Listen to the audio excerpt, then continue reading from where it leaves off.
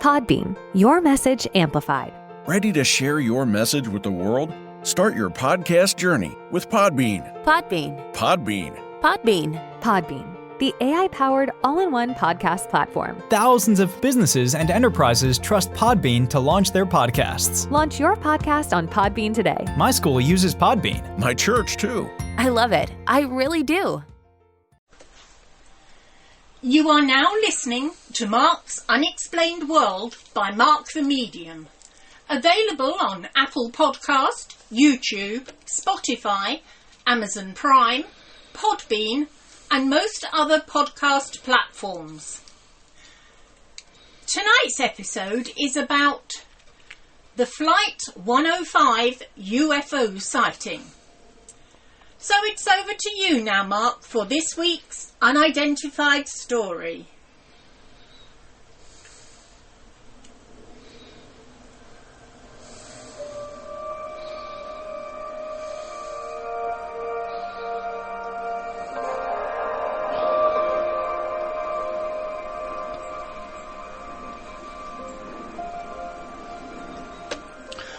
On the 4th of July back in 1947, 3 crew members who were on board the United Airlines Flight 105 reported seeing multiple unidentified flying objects, or UFOs, in the dark skies over the Pacific Northwest, with the incident being amongst at least 800 similar sightings in the United States within a few weeks in the summer of that year.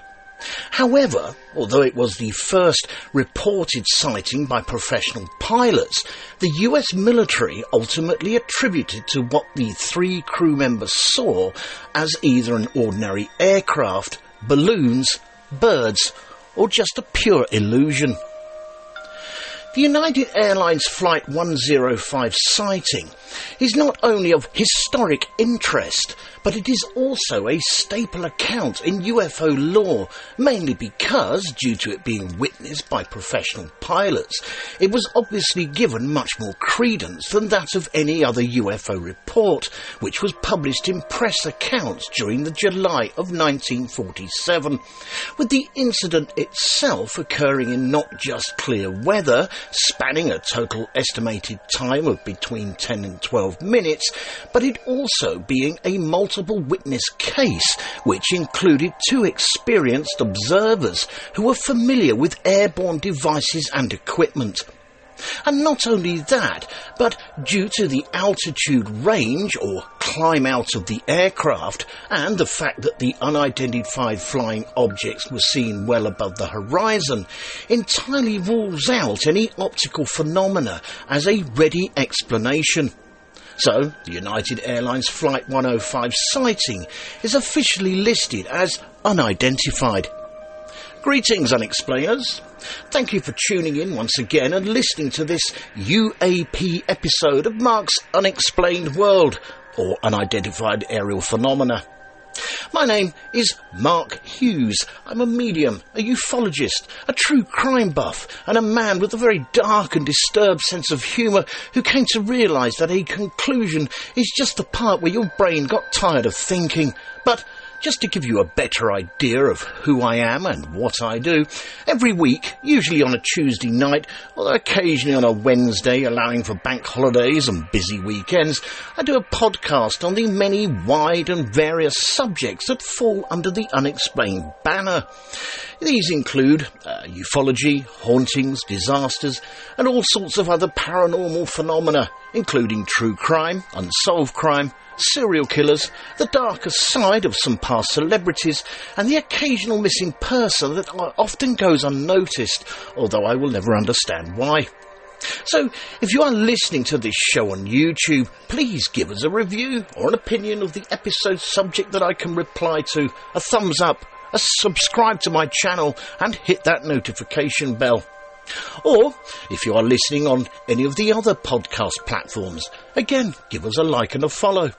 And if you get a few minutes, perhaps you might like to check out my social media groups and pages, including Facebook, Instagram and TikTok, which are filled daily with all things unexplained and crime.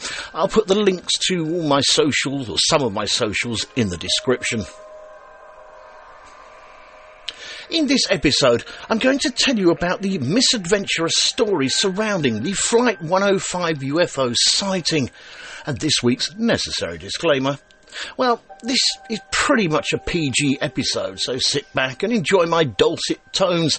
However, do remember that all the opinions and comments of this show are strictly my own, and that the facts of the case still remain. I also apologise if I pronounce anything incorrectly. My English, although it is my first and only language, someone asked me the other day, what is the 9th letter of the alphabet? It was a complete guess, but I was right. Think about it. So, let's get back to today's story. In the first part of this podcast, I'm going to take a look at a potted history regarding the UFO phenomena. Why? Because I like talking about UFOs. Oh. According to Wikipedia, an unidentified flying object, or UFO for short, is an object or phenomena which is seen in the sky but not yet identified or explained, with the term itself being coined when the United States Air Force, or the USAF's investigators, found the term flying saucer too broad for the range of shapes that were being reported at the time to consider them all saucers or discs. UFOs are also known as unidentified aerial phenomena, or unidentified anomalous phenomena, or UAP for short, with most of these sightings being identified as either known objects or atmospheric oddities, although, at the same time, a small number have remained unexplained. And whilst unusual sightings in the sky have been reported since at least the 3rd century BC, UFOs did become more culturally prominent after the Second World War and have escalated ever since. Studies and investigations into the UFO phenomena have been conducted by various governments around the world, such as Project Blue Book in the United States and Project Condign in the United Kingdom, as well as other organisations and individuals that have occurred over the years. Without any confirmation of the fantastical claims from small but vocal groups of ufologists who favour the unconventional or pseudo-scientific hypothesis and often claim that UFOs are evidence of either extraterrestrial intelligence, technologically advanced cryptids, interdimensional contact, or even future time travellers. And after decades of promoting such ideas by these believers and in the popular media, the kind of evidence required to solidly report such claims as these has not been very forthcoming.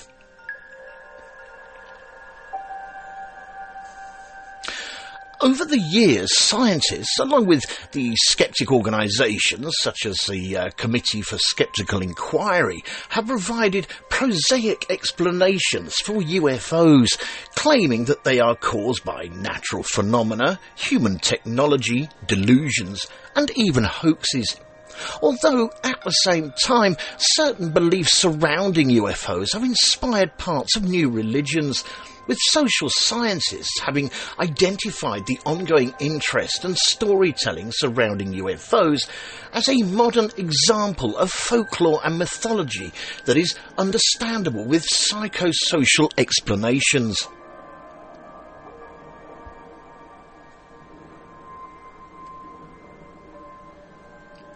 The subject of UFOs has become a prevalent theme in modern culture, with this social phenomena being the subject of academic research in both sociology and psychology. In 2021, an astronomer named Avi Loeb launched the Galileo Project, that is a scheme for the systematic scientific research for evidence of extraterrestrial technological artifacts, which intend to collect and report scientific evidence of any extraterrestrials or extraterrestrial technology on or near Earth using telescopic observations. And in Germany, the University of Würzburg is developing intelligent sensors that can help detect and analyse aerial objects in the hope of applying such technology to the sightings of UAPs.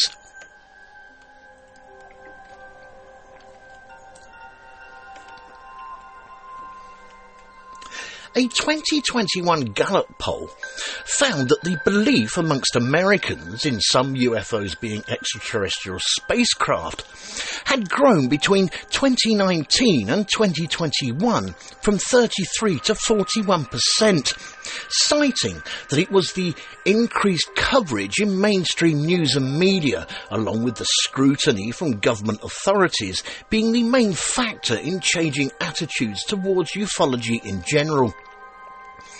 And in 2023, the RAND Corporation published a study reviewing 101,151 public reports of UAP sightings in the United States from 1998 to 2022, with the models that were used to conduct the analysis showing that reports of UAP sightings were less likely to happen within 30 kilometres of weather stations, 60 kilometres of civilian airports, and in more densely populated regions. While in rural areas, the model showed that there tended to be higher rates of UAP reports, although, interestingly enough, the model also showed that the most consistent and statistically significant finding was that reports of UAP sightings were more than likely to occur within a 30-kilometre range of any military operations area, especially where routine military training occurs. On a very quick interesting side note here, the RAND Corporation, which is from the phrase research and development, is an American non-profit global policy think tank, research institute and public sector consulting firm. RAND engages in research and development in several fields and industries, and since the 1950s, RAND research has helped inform United States policy decisions on a wide variety of issues, including the Cold War space race, the US involvement in Vietnam War, the US-Soviet nuclear arms confrontation, the creation of the Great Society social welfare programs, and national health care.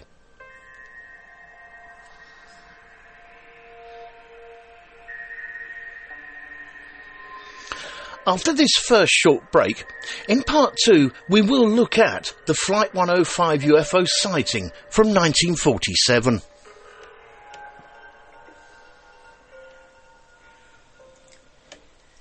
Dare to discover the unknown? Book your own paranormal investigation at HAPRA 2026. The Haunted Antiques and Paranormal Research Centre, HAPRA, is now taking 2026 bookings, and your next supernatural adventure is just a £50 deposit away. New for 2026, we've upgraded.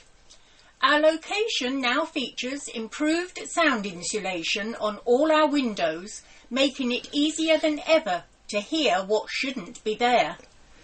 Bring your team, bring your equipment, explore the unexplained, record the impossible. Limited slots available. Secure yours now. Book now, believe later. HauntedResearchCentre.com.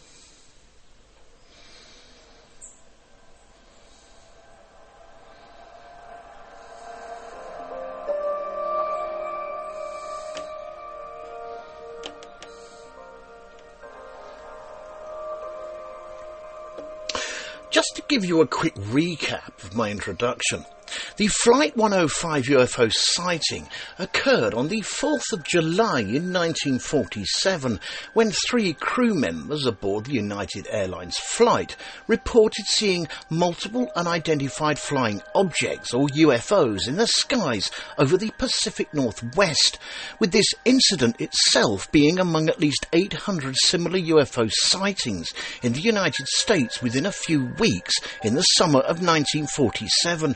However, what was different about this particular sighting was that it was the first to be reported by professional pilots.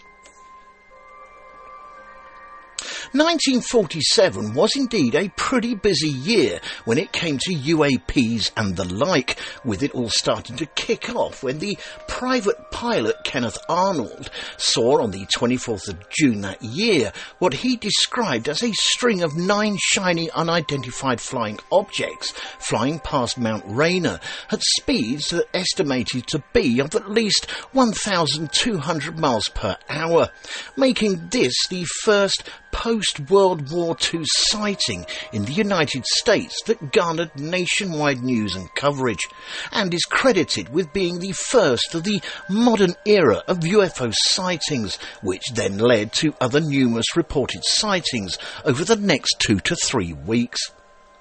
Kenneth Arnold's description of the airborne objects also led the press to quickly coin the terms of flying saucer and flying disc as a popular descriptive term for UFOs, which then helped to usher in the modern era of ufology.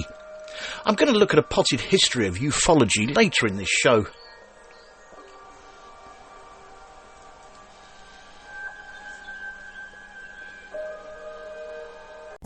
Podbean, your message amplified. Ready to share your message with the world? Start your podcast journey with Podbean.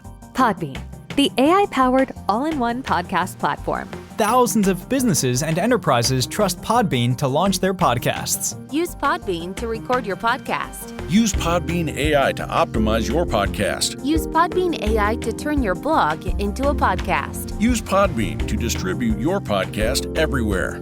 Launch your podcast on Podbean today.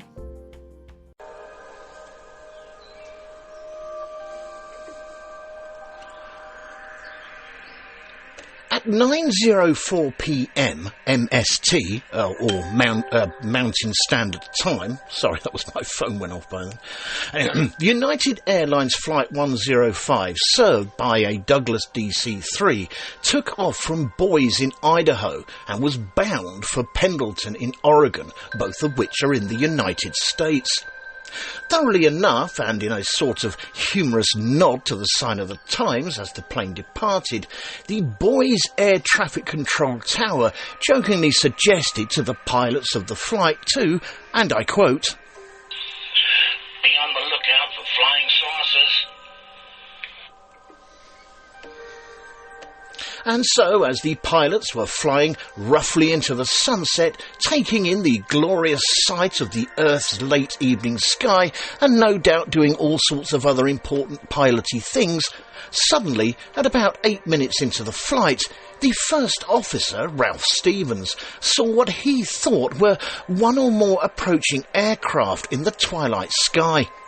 Ralph Stevens then responded by first blinking the landing lights of the Douglas DC-3 and then by alerting his co-pilot, Captain E.J. Smith.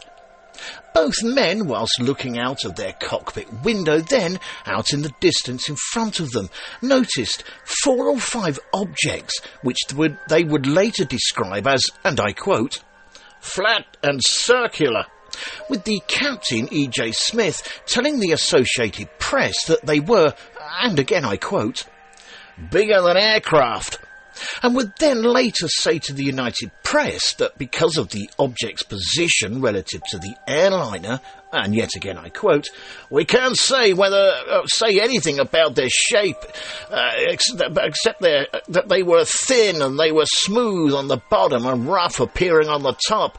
We can't say for sure if they were saucer-like, oval, or anything else about their size.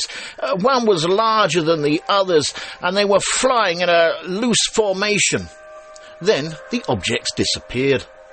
However, their UFO encounter didn't just stop there. Oh no, because as the 4 to 5 UAPs disappeared, they were then replaced by 4 more.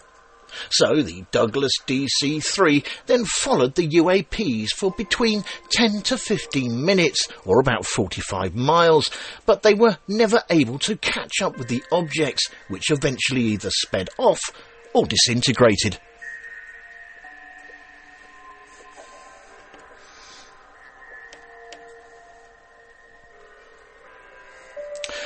Both pilots, meaning the first officer Ralph Stevens and The Captain E.J. Smith, of course, radioed the control tower in Ontario, Oregon, as well as another United flight flying east in the same area.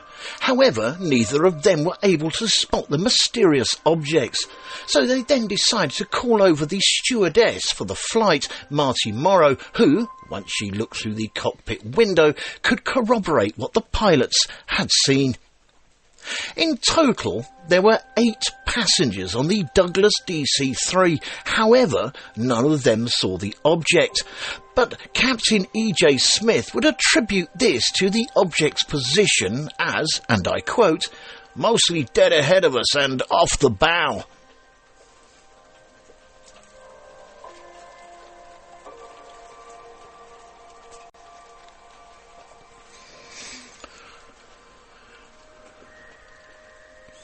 I'm just going to take a short break away from the Flight 105 sighting and have a look at a potted history into the term ufology. Well, according to Wikipedia, ufology is the investigation of unidentified flying objects, or otherwise known as UFOs, by people who believe that they may be of extraordinary origins, or more frequently of extraterrestrial alien visitors.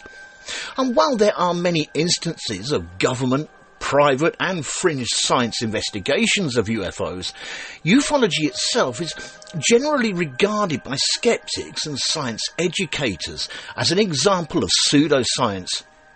The roots of ufology include the mystery ships of the late 1890s, the Foo Fighters reported by Allied airmen during World War II, the ghost flyers of Europe and North America during the 1930s, the ghost rockets of Scandinavia, mainly Sweden in 1946, and of course the aforementioned Kenneth Arnold flying saucer sighting of 1947. On a short note, I will be doing a podcast on the ghost rockets of Scandinavia later this year. In addition to UFO sightings, other certain supposedly related phenomena are also of interest to some ufologists. These include things like crop circles, cattle mutilations, anomalous materials, alien abductions, and alien implants, with some ufologists promoting UFO conspiracy theories, which include the Roswell incident of 1947, the Majestic 12 documents, and some UFO disclosure advocates. On another short note, I will be doing a podcast on crop circles as well, later this year.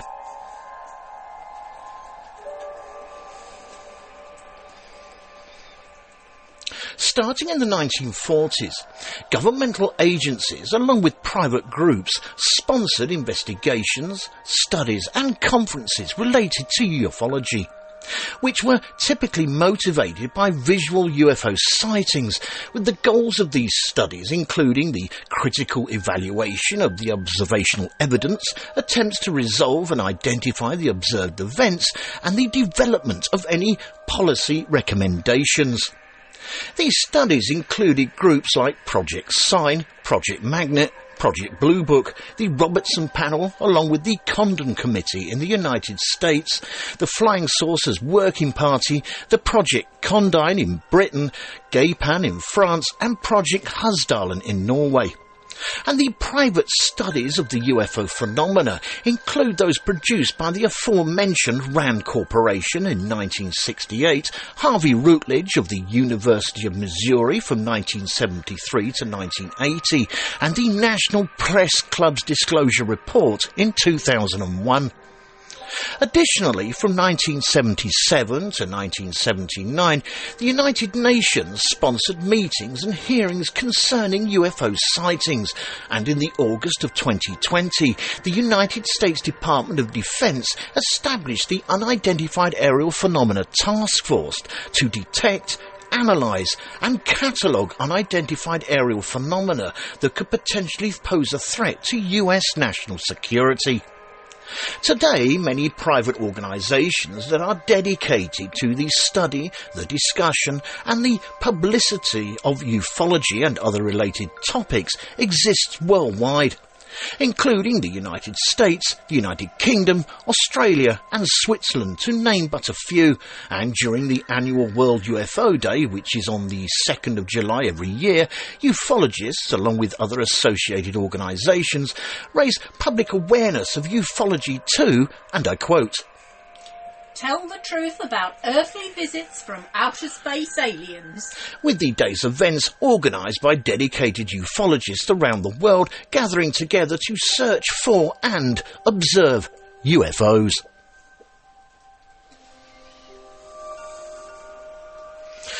After this second short break in part 3, we will get back to the details of the Flight 105 UFO sighting and look at the aftermath of the incident.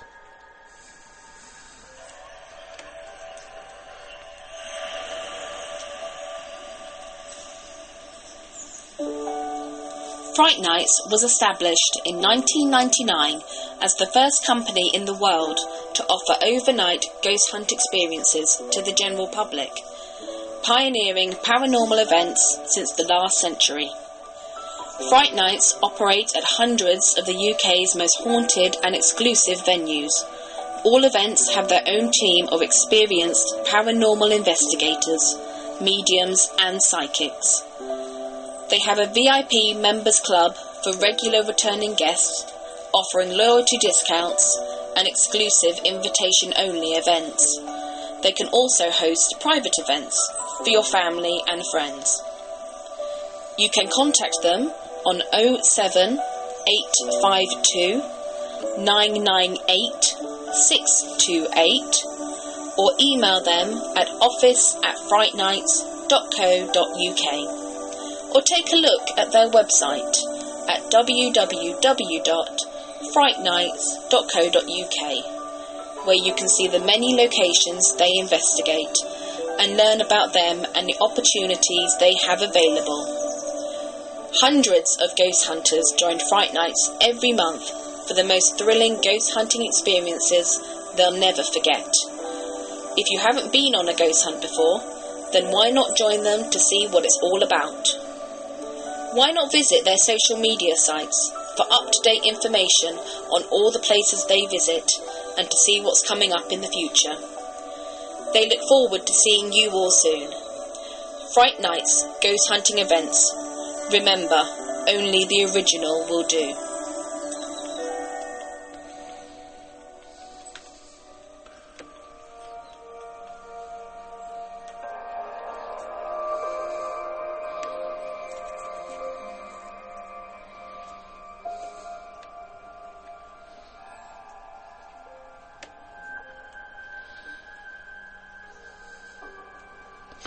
The following day, after the Flight 105 UFO sighting, media outlets nationwide related the First Officer Ralph Stevens and Captain E.J. Smith accounts of what they had seen during their flight, with one journalist writing in 1948 recalling that, and I quote, "No report should be incredulous so much as the account of Captain Emil J. Smith, veteran airline pilot, and his crew.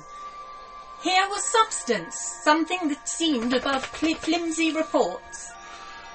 The whole affair reeked of humour, but the story of Captain Smith and his crew, like a very few other reports, suggested a deeper, more authentic meaning running below the surface of the nation's belly laugh. These were reportedly competent men, shaken by their own eyesight. There was a substantial evidence which grew in the atmosphere of mirth." Both First Officer Ralph Stevens and Captain E.J. Smith, along with the aforementioned Kenneth Arnold, were then photographed together, comparing notes.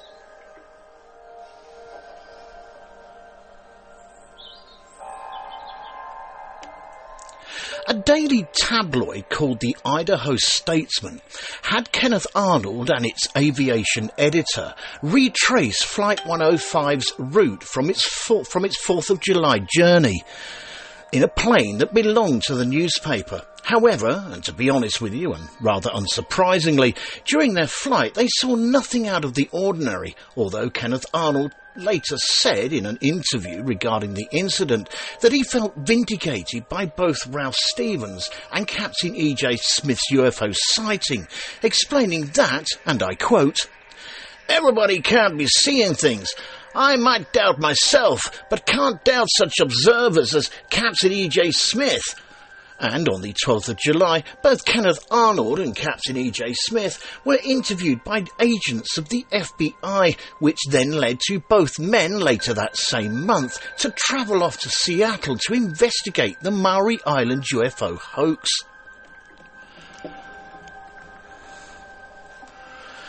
And on an interesting side note here, the Maury Island UFO incident refers to claims made by two men called Fred Chrisman and Harold Dull of not only falling debris from a strange craft, but also threats made to them by the Men in Black following the sightings of an unidentified flying object in the sky over Maury Island, Washington, in the United States on the 21st of June in 1947.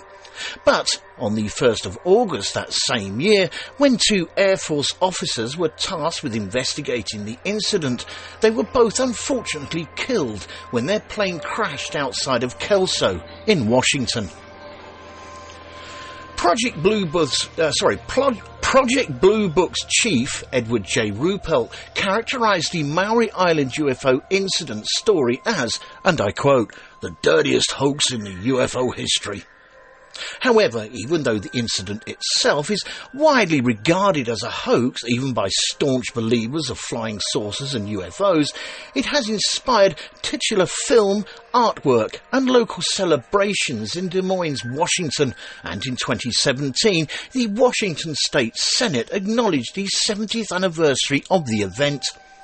I have already done a full podcast dedicated to the Maury Island UFO incident, episode number 154, which is available on all podcast platforms if you want to know the whole story.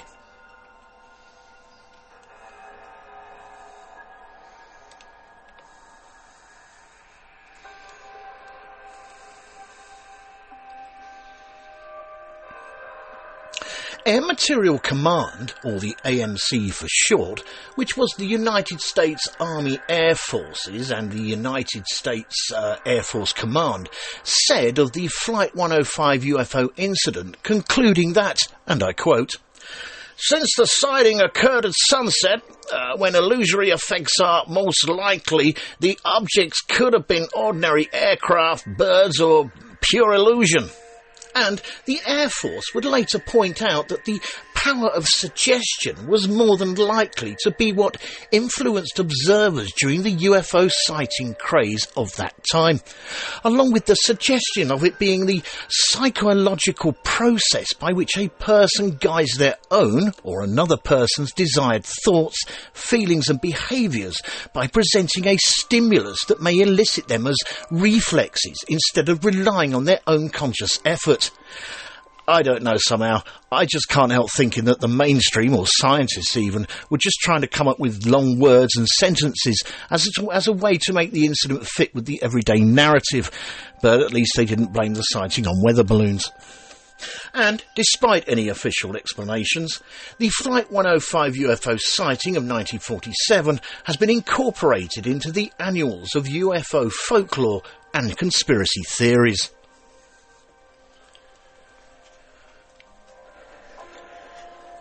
Thank you all for taking the time out to listen to this episode of Mark's Unexplained World. In our next episode, show number 165, we are going to be looking at the Outro case. The Outro case refers to a criminal case of paedophilia which took place between 1997 and 2000 in Outro, a French commune in northern France. The case involved the Delay family, Thierry Delay and Myriam Badoy, who were investigated on claims of family abuse after their 4 sons were taken from the home and placed in care. The case had a lasting impact on the victims and the town's residents for the rest of their lives. This show was written and researched by myself, Mark Hughes, and proofread and edited by Linda Hughes. The pronunciations and, unfortunately my phone going off was, well, it actually was the phone's fault, it's very old. The actors in this episode were Mark Hughes, Linda Hughes and Denise Poolar, with special thanks to Neil Packer and the staff at the Haunted Antiques Paranormal Research Centre in Hinckley. And of course a big thank you to everyone for listening. We never run out of ideas here at the office for Mark's Unexplained World podcast. But if you know of any other intriguing stories under the Unexplained banner, including ufology, hauntings, disasters, and any other sort of paranormal phenomena, as well as true crime, unsolved crime, and missing people, just drop me a direct message and I'll see what I can do. I'll also include the name of the person who suggested the idea in the end credits of the podcast, if they're happy for me to do so, of course. And again, just to add, if you are listening to this show on YouTube, please give us a review and a thumbs up and subscribe to my channel. And if you are listening on any of the other podcast platforms, again, give us a like and a follow. I thank you in advance. Mark's Unexplained World, because there's more to the paranormal than meets a third eye. And remember guys, keep it real, because being real is better than being perfect. No AI was used or harmed in the making of this or any other episode of Mark's Unexplained World. This show and all its contents are covered by basic copyright of Mark the Medium.